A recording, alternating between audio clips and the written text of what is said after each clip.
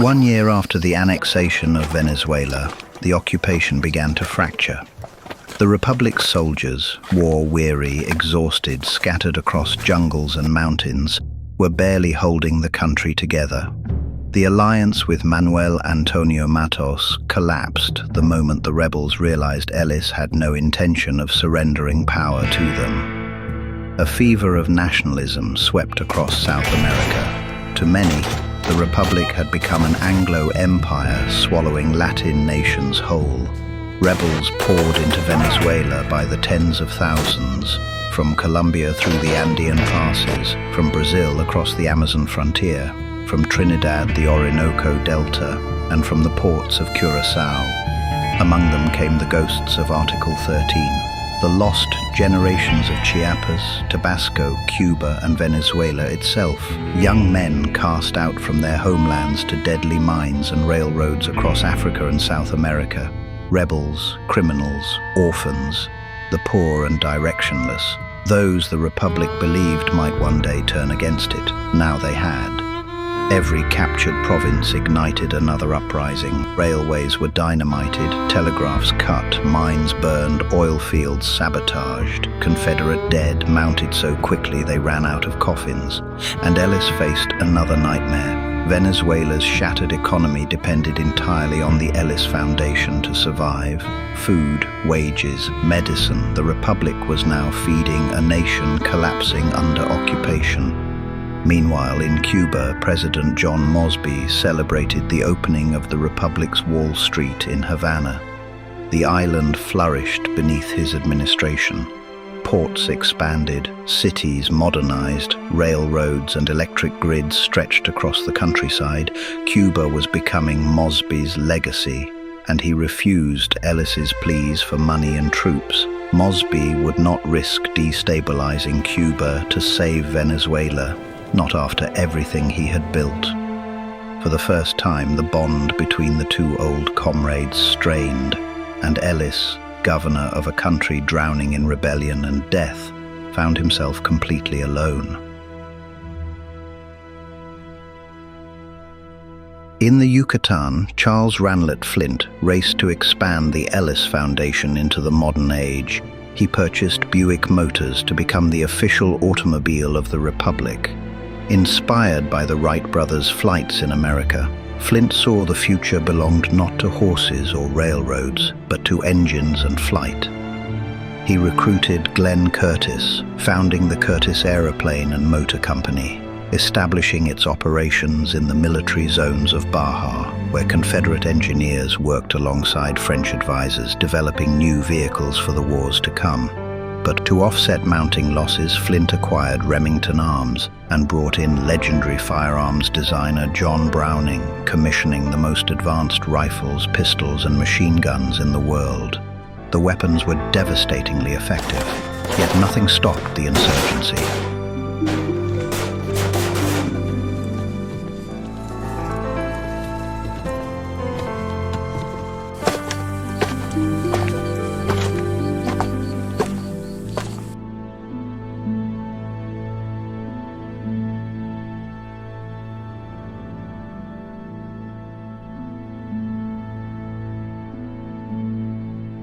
When Cipriano Castro fled into exile and General Juan Vicente Gómez surrendered the Venezuelan army to Ellis, the Republic transformed its remnants into a National Guard force.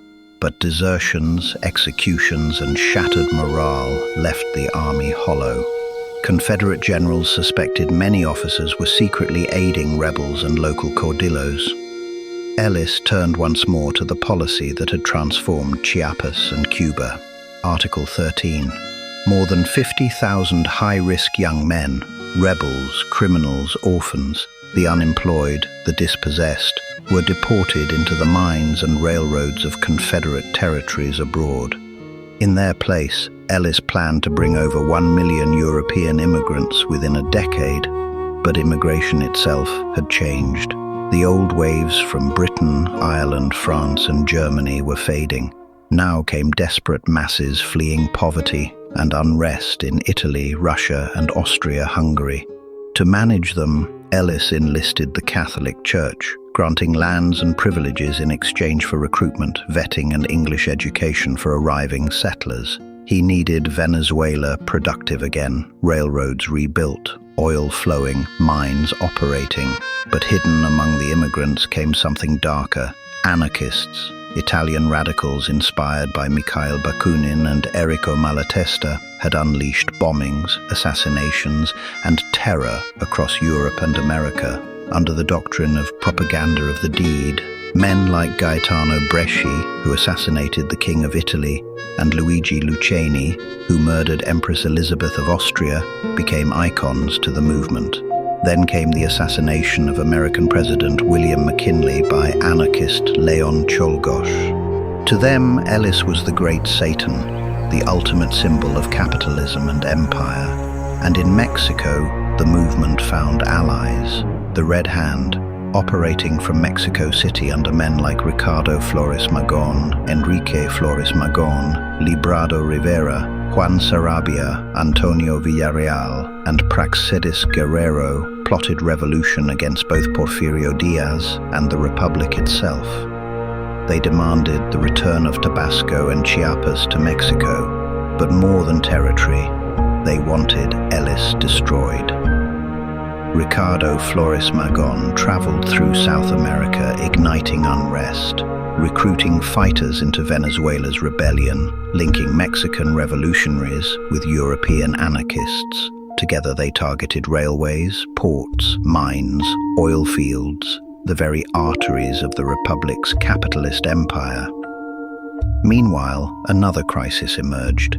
In Buenos Aires, South American leaders gathered under Argentine President Julio Argentino Roca. Representatives from Argentina, Chile, Uruguay, and others condemned the Republic's annexation of Venezuela and backed the newly declared Drago Doctrine, the principle that no foreign power had the right to invade or seize a South American nation over debts or disputes.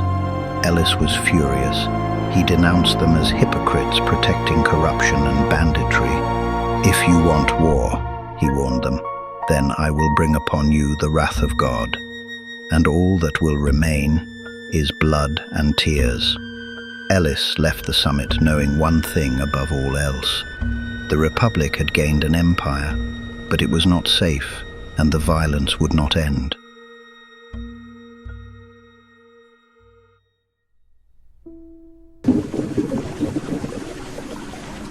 Ellis was plagued by nightmares, golden skeletons rising from pits of black crude. He believed the dreams were prophetic, but years of war, illness, and exhaustion had left him weakened.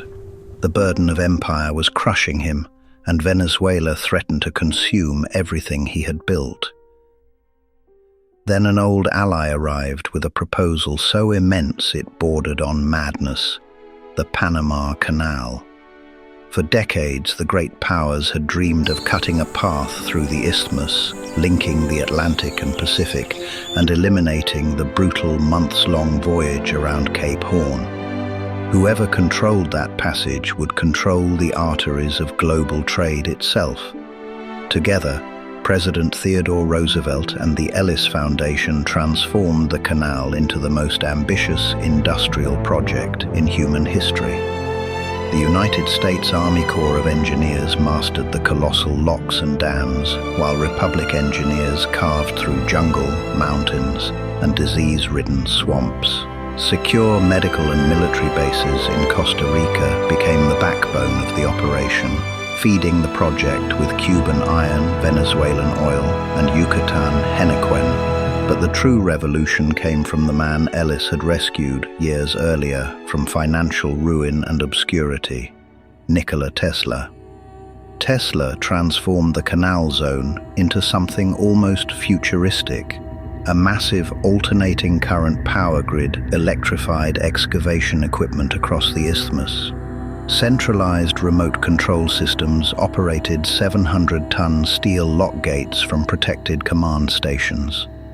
Towers carrying Tesla's high-frequency wireless signals stretched across the jungle, creating communication systems immune to the mudslides and sabotage. Power, logistics, communication. Tesla solved them all. and by solving them, the impossible became reality.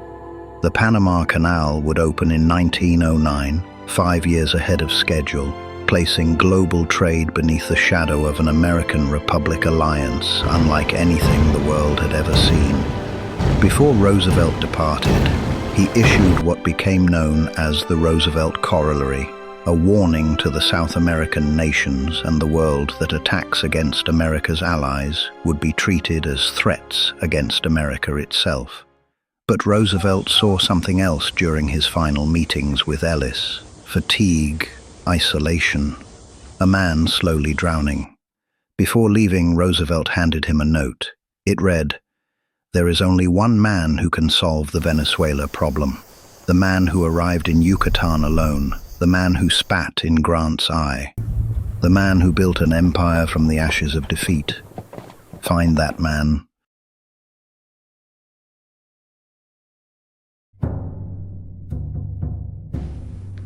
Rejuvenated by his time with Roosevelt in Panama, Ellis returned to Caracas with something he had lacked for months: a plan. All he needed was a man ruthless enough to execute the plan. That man was Juan Vicente Gómez. No enemy had tested Ellis more than Gómez had during the Venezuelan War. Gómez had bled Confederate armies, prolonged the campaign, and surrendered only when there was no further damage left to inflict. He was respected by peasants, soldiers, and caudillos alike, a master of counterinsurgency and a veteran of Venezuela's endless civil conflicts. And Ellis offered him something no rebel government ever could: power. Gómez was appointed commander of the Confederate National Guard of Venezuela and High Commissioner of National Security, granting him sweeping authority to restore order. He accepted. Within weeks, Gómez purged disloyal officers, rebuilt military discipline, and transformed the shattered Venezuelan army into an effective fighting force. Border outposts rose across the western mountains and southern jungles, choking off the flow of insurgents entering from neighboring countries. Then came La Sagrada. Drawn from Gómez's most trusted veterans, the organization hunted rebel leaders, informants, couriers, and financiers. Villages that openly aided insurgents were destroyed without mercy.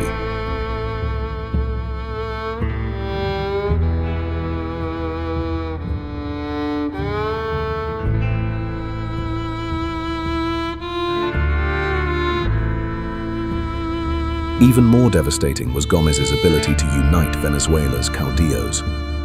Many of the strongmen who had once fought alongside Manuel Antonio Matos now switched sides, lured by wealth, influence, and survival. Their private armies became bounty hunters, trackers, and auxiliaries for the Republic. Soon, the rebellion found itself hunted by former allies. Many insurgents fled the country, others simply disappeared.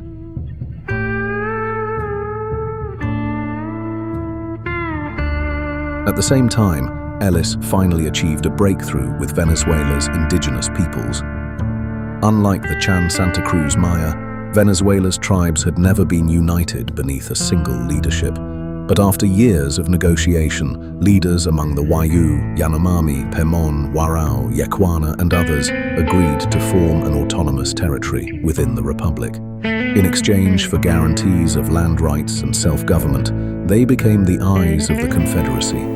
Using trails invisible to outsiders, they tracked insurgent camps deep within the jungle and mountains. Suddenly, Venezuela became a trap. Gómez sealed the borders, the tribes closed the wilderness, and Ellis was finally free to concentrate his army. Joseph Wheeler Jr. was placed in command of Central Operations. Admiral Victor Blue sealed the ports and waterways of the Orinoco. Robert Lee Bullard led systematic campaigns to retake rebel-held towns.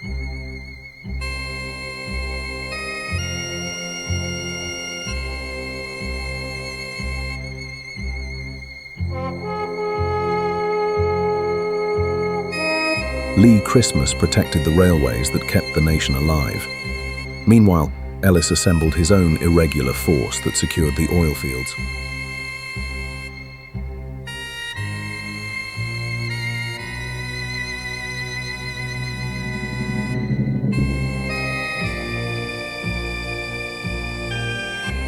The rebellion was being squeezed from every direction, but Ellis understood that wars were fought with fear as much as bullets.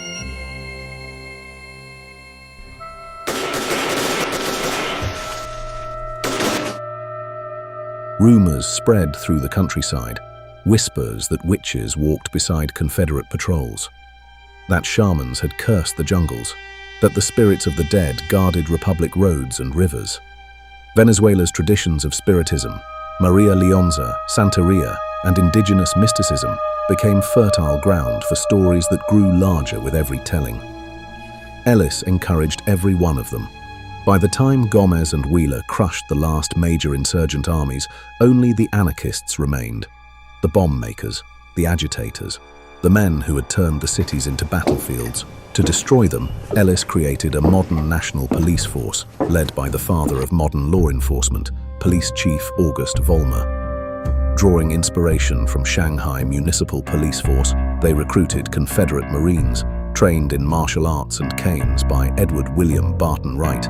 This new federal police force combined telecommunications, detectives, armored vehicles, and specialized urban units.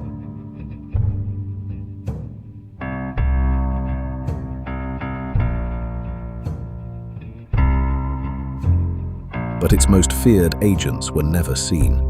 The Wraiths, ISA operatives who moved through the shadows, tracing money, messages, and conspiracies. Using church immigration records, captured documents, and intelligence gathered throughout Venezuela, they began unraveling the entire insurgent network. Every arrest led to another. Every safe house revealed another name.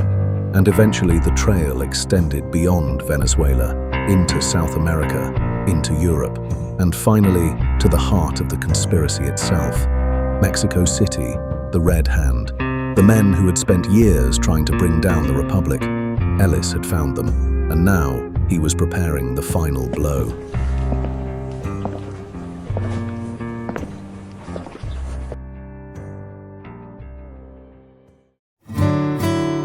By 1908, Venezuela had not only survived, it thrived. For the first time since the war, merchants, industrialists, and investors flooded into Caracas, Maracaibo, Valencia, and Ciudad Bolivar. The insurgencies had been shattered, the anarchist cells were gone, railroads stretched across the nation, telephone wires and power lines followed behind them like veins carrying new life into the country. Factories roared back into operation, oil flowed, ports expanded, entire towns rose from the ashes of war. For the first time in its history, Venezuela looked not toward revolution, but toward the future.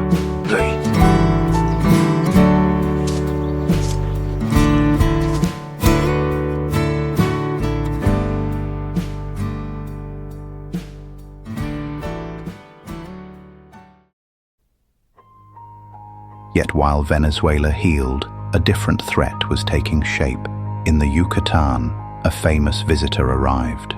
Jack London came expecting to see the marvels of Merida, the shining capital of the Confederate Republic, called by many the Paris of the Americas.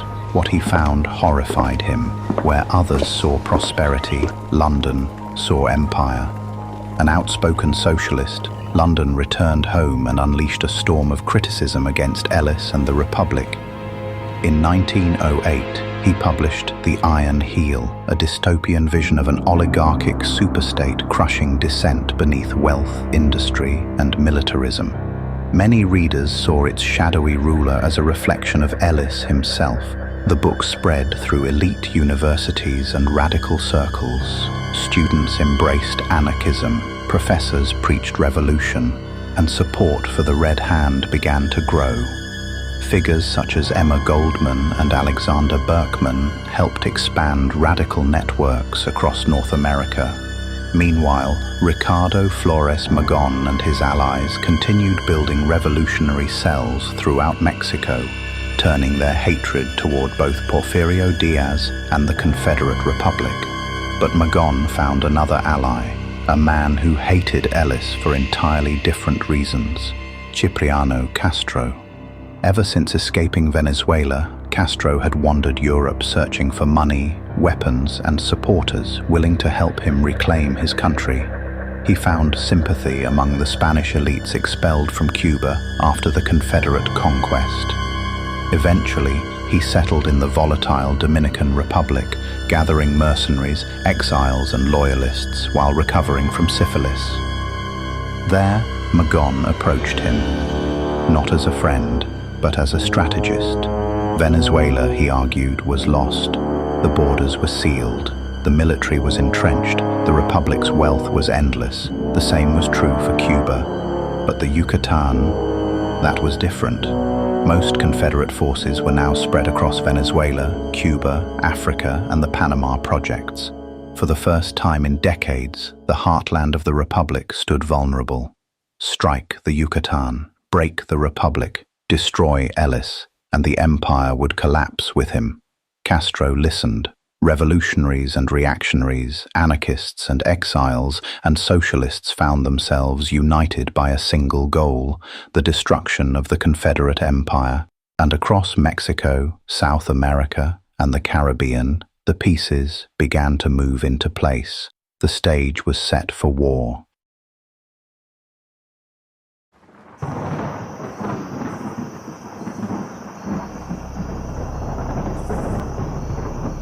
Tiger, tiger, burning bright in the forest of the night. What immortal hand or eye could frame him thy fearful symmetry? In what distant deeps or skies burnt the fire of thine eyes? On what wings dare he aspire? What the hand dare seize the fire? And what shoulder and what art could twist the sinews of thy heart? And when thy heart began to beat, what dread hand and what dread feet? What the hammer, what the chain, in what furnace was thy brain? What the anvil, what dread grasp, dare its deadly terrors clasp? When the stars threw down their spears and watered heaven with their tears, did he smile his work to see? Did he who made the Lamb make thee?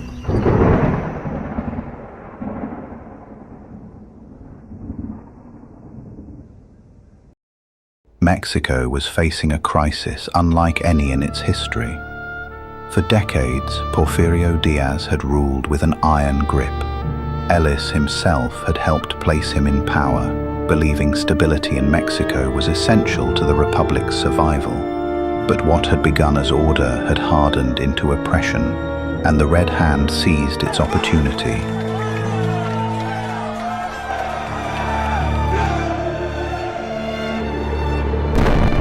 As Diaz fell, Mexico City erupted into chaos. Ricardo Flores Magón had accomplished what many thought impossible. He had united factions that despised one another behind a single goal: destroy the old regime, free Mexico, destroy the Republic. Among those answering the call were two of the revolution's most formidable leaders: Emiliano Zapata, a fiery idealist whose devotion to land reform bordered on fanaticism, and Pancho Villa, a pragmatic fighter and master cavalry commander who cared less for ideology than victory. They agreed on little, except one thing: no revolution could survive while the Confederate Republic stood at Mexico's border. The Republic's armies were scattered across Cuba, Venezuela, Africa, and the Pacific. Its strength was immense, but its forces were stretched across an empire. The revolutionaries would exploit that weakness and strike south into Chiapas. There, beyond the reach of Confederate naval power, they would wage a merciless guerrilla war. They would seize the Trans-Isthmus Railway, cut the Republic in two, destroy infrastructure, burn towns and plunder cities, and force the government into a costly war of attrition. At the same time, Cipriano Castro would return to Venezuela, rally former soldiers and discontented caudillos, and ignite a second rebellion. Mexico and Venezuela would burn together, and the Republic would bleed itself to death trying to save both. But Magón had one final weapon, the Maya. 600,000 strong, they formed one of the largest populations in the Republic. Their National Guard numbered over 50,000 men. Intelligence reports suggested nearly 30,000 could be persuaded to rise against Ellis. If the Maya joined the revolution, the Confederacy could be trapped in a war that lasted for generations.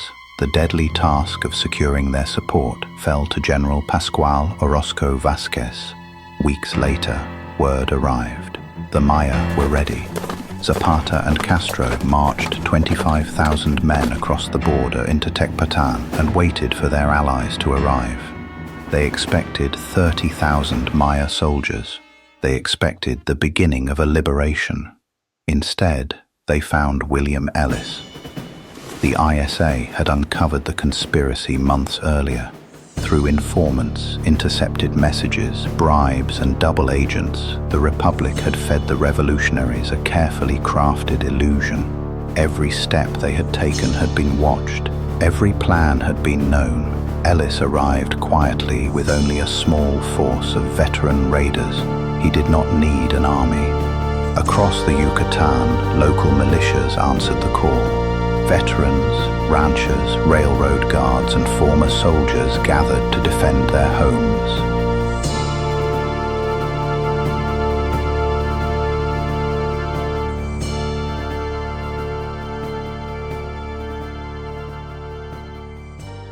Then the trap closed.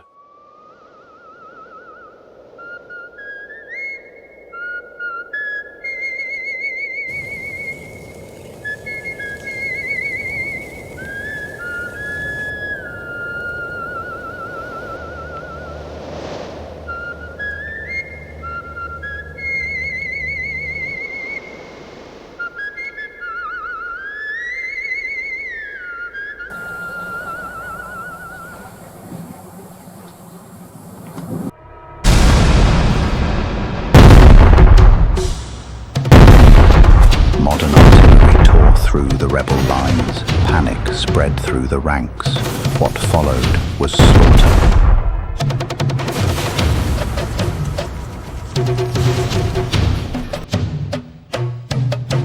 The Revolutionary Army shattered almost immediately, and as the survivors fled toward Mexico, they finally encountered the force they had crossed the border to meet, the Maya National Guard.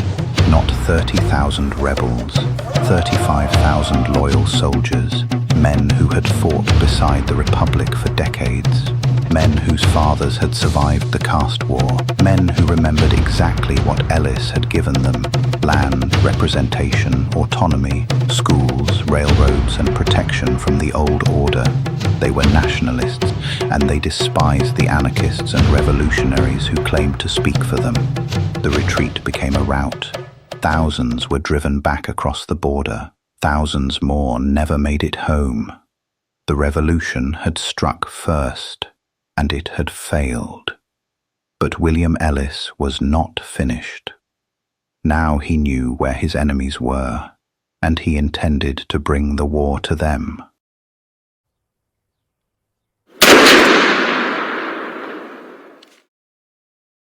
As Mexico burned, authority fell to a man perfectly suited for the moment: Victoriano Huerta, a veteran soldier, ruthless commander, and unwavering ally of the Republic.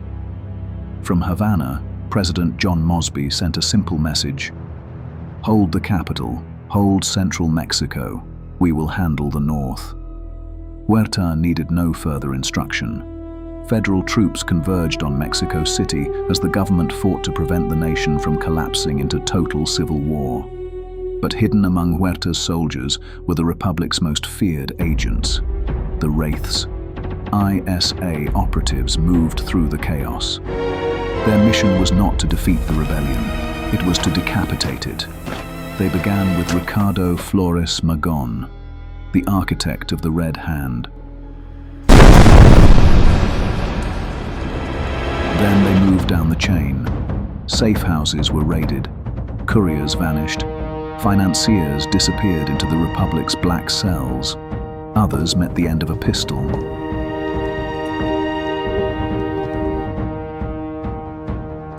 Within months, the leadership of the Red Hand ceased to exist. Yet Ellis understood a hard truth. Even with its leaders dead, ideas could not be executed. If the Republic could not destroy the revolution entirely, then it would have to reshape it. So it began searching for men who could be reasoned with, men who were as intelligent as they were ambitious, men who wanted to govern rather than simply burn the world. Representatives of the Republic quietly opened negotiations with rebel leaders across northern Mexico: Pancho Villa, Álvaro Obregón, Francisco Madero. To meet them, Ellis dispatched one of his most trusted political allies, José María Pino Suárez, chairman of the Confederate Labor Board and a respected figure throughout the Yucatan. There, far from the battlefields, negotiations began. Madero met with Pino Suárez, Ignacio Mariscal, and Justo Sierra Méndez to discuss a future neither side had imagined only months before. Mexico's economy was shattered. It now relied heavily upon the Republic and its vast financial network. Neither side could afford endless war. Slowly, an agreement emerged. The office of Vice President would be abolished.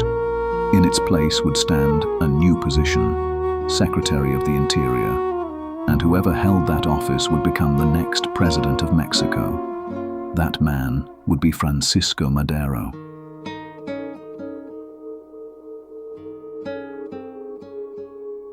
By the time Emiliano Zapata and the survivors of the failed Chiapas campaign returned to Mexico, they discovered everything had changed. Their allies were gone. The answer to why Pancho Villa had never launched the assault on central Mexico as planned became immediately clear. Villa had already made his choice. He was no longer preparing to fight the government. He was preparing to hunt the revolutionaries. The hunters had become the hunted.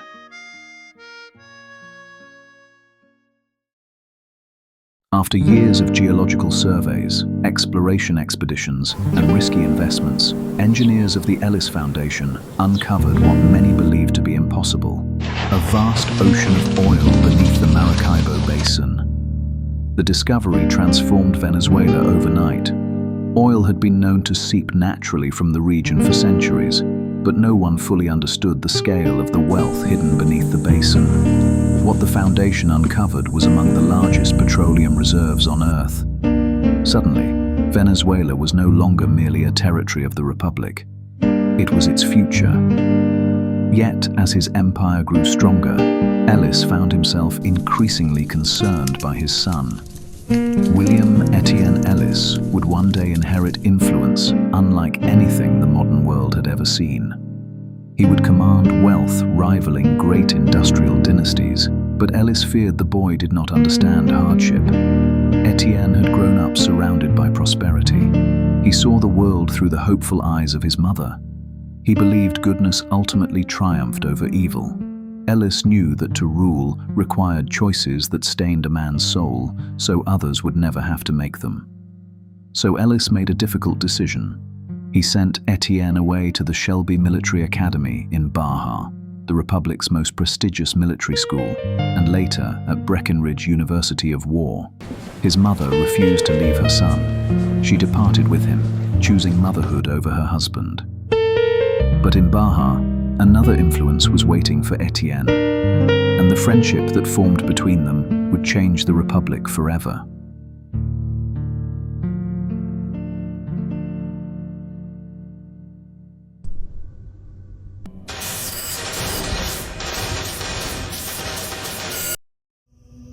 Tiger, tiger burning bright in the forest of the night, what immortal hand or eye dare frame thy fearful symmetry?